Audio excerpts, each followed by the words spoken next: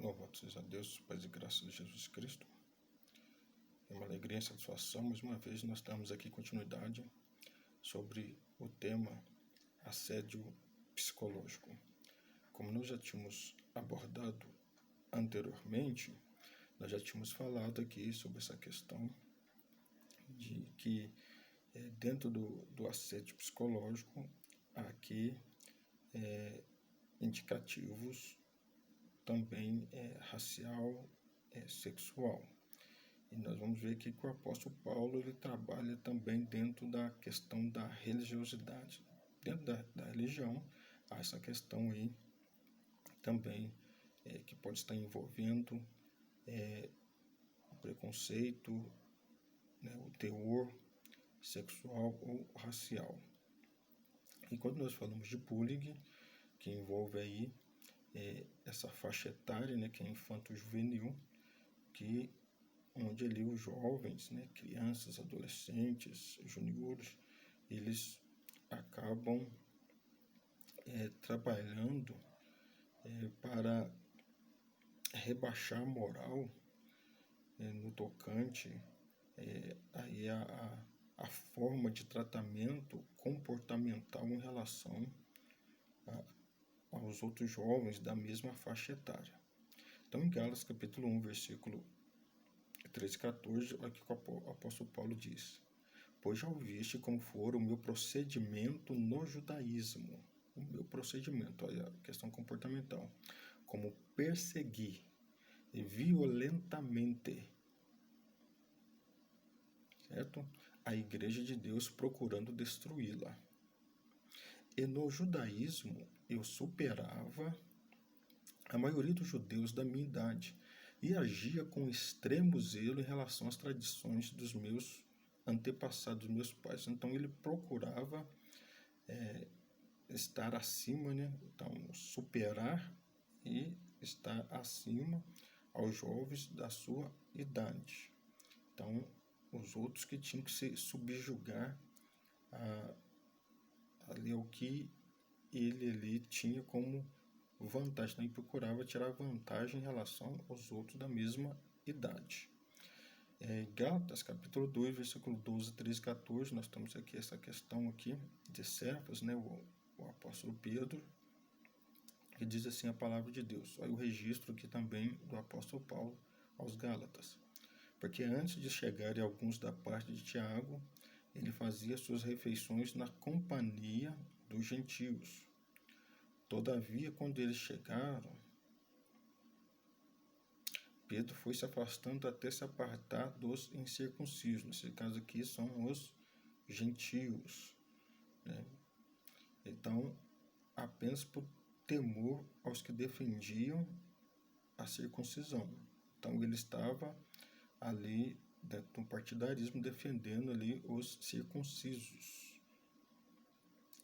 E os outros judeus de igual modo se uniram a ele nessa atitude hipócrita, de modo que até mesmo Barnabé se deixou influenciar por aqueles que vieram ali representando Tiago, irmão de nosso Senhor Jesus Cristo.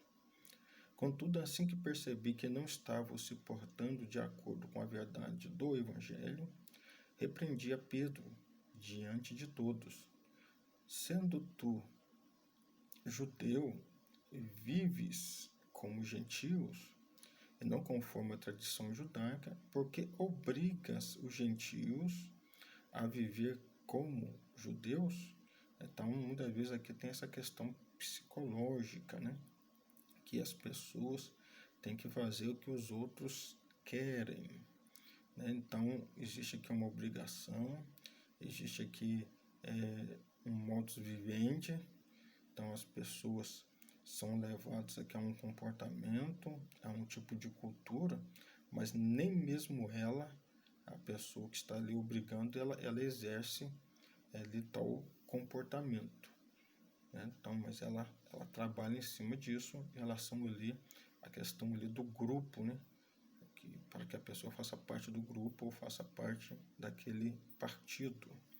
Agora já em Isaías capítulo 36, versículo 11, 12 e 13, dentro aqui do comportamento, nós falamos aqui do assédio psicológico, né, principalmente aqui o bullying, que também pode estar relacionado ao mobbing, né, que nós vamos ver aqui a questão do trabalho.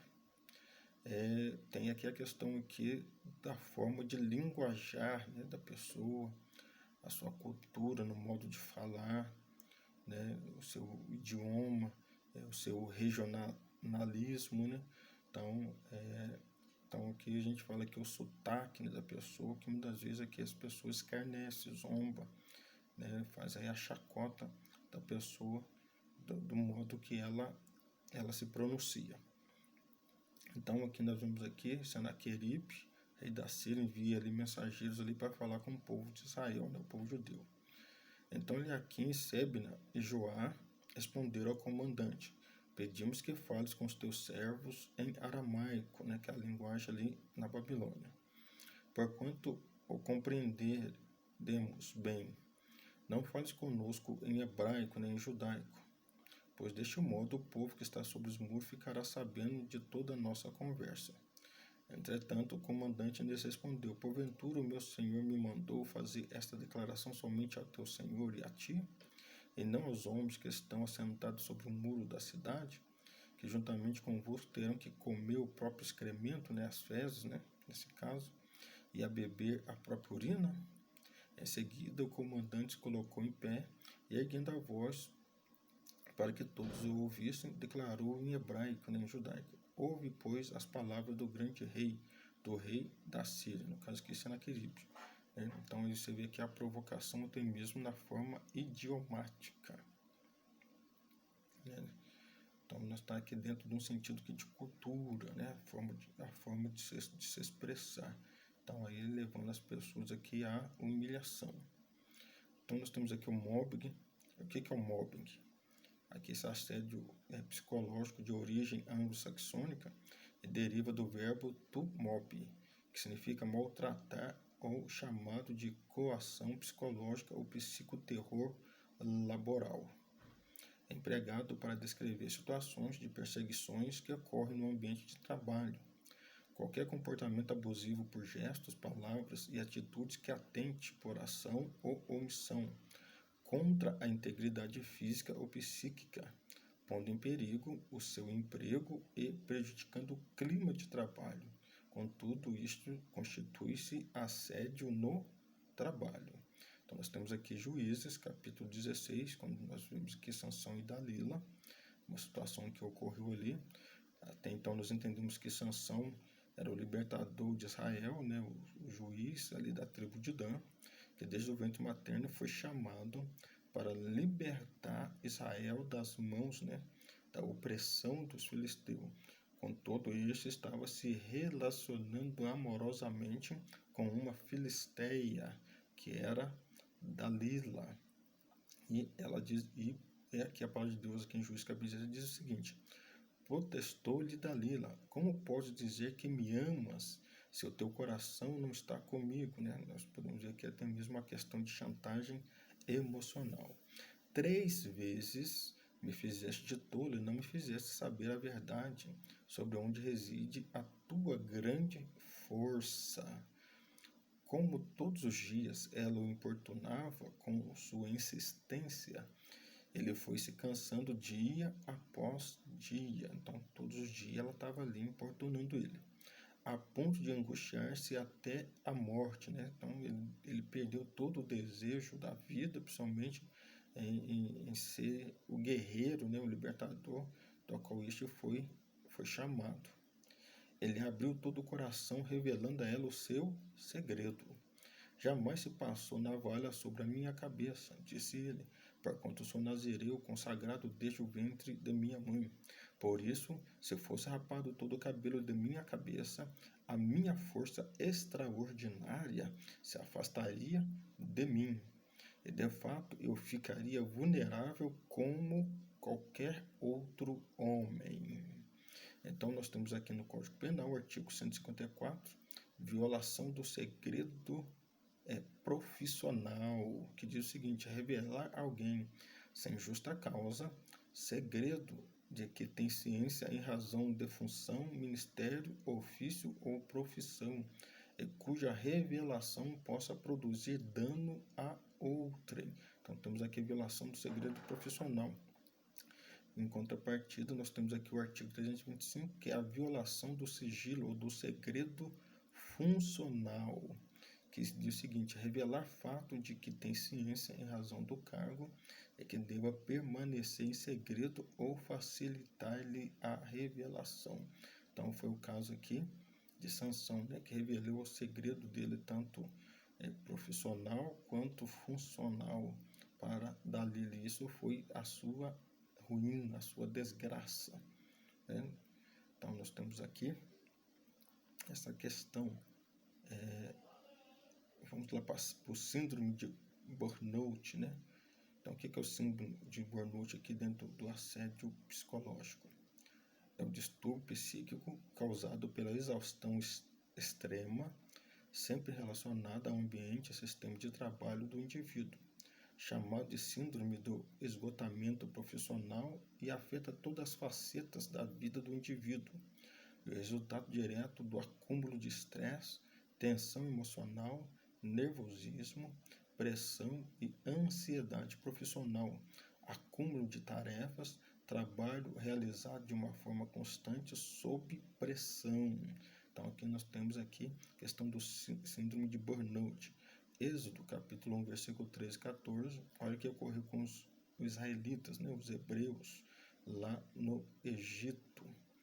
Diz aqui o seguinte: os egípcios obrigavam os filhos de Israel ao trabalho e tornavam-lhe extenuante e amarga a vida, com duros serviços, a preparação da argila, a fabricação de tijolos, vários trabalhos nos campos e toda espécie de tarefa que os obrigavam a realizar.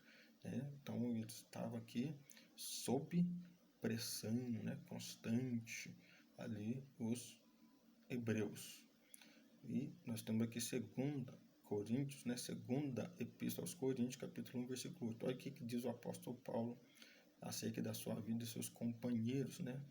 Ele diz assim: irmãos, não desejamos que desconheçais as tribulações que atravessamos na província da Ásia, as quais foram muito acima da nossa capacidade de suportar, de tal maneira que chegamos a perder a esperança da própria vida, pois que fomos sobremaneira oprimidos acima das nossas forças, de modo tal que até da vida desesperamos.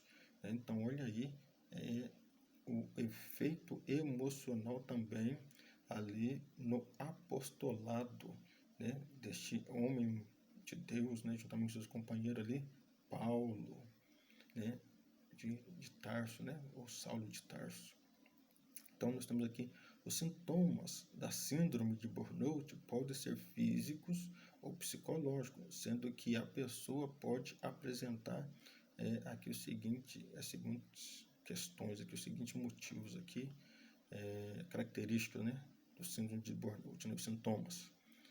Cansaço mental e físico excessivos, insônia, dificuldade de concentração, perda de apetite, irritabilidade e agressividade, lapso de memória, baixa autoestima, desânimo e apatia, dores de cabeça e no corpo, negatividade constante, sentimentos de derrota, de fracasso e de insegurança, isolamento social, pressão alta e tristeza excessiva. E contudo, a síndrome de burnout, né, aí devido a essa pressão constante nesse trabalho, né, constante aí de competitividade, imperatividade, ativismo, muitas pessoas aí acabam indo também ao suicídio, né? Tudo aí questão de acúmulo de tarefa de trabalho. Então, veja bem, aqui é essa questão aqui que precisa ser pautado. Mas, contudo, nós precisamos valorizar quem nós somos, o que nós somos, o que nós fazemos. Então, aqui em 1 Coríntios, capítulo 15, 51, diz assim: portanto, meus amados irmãos, permanecei firmes e que absolutamente nada vos abale. Dedicai-vos dia após dia à obra do Senhor, plenamente consciente de que no Senhor todo o vosso trabalho jamais será improdutivo. Amém?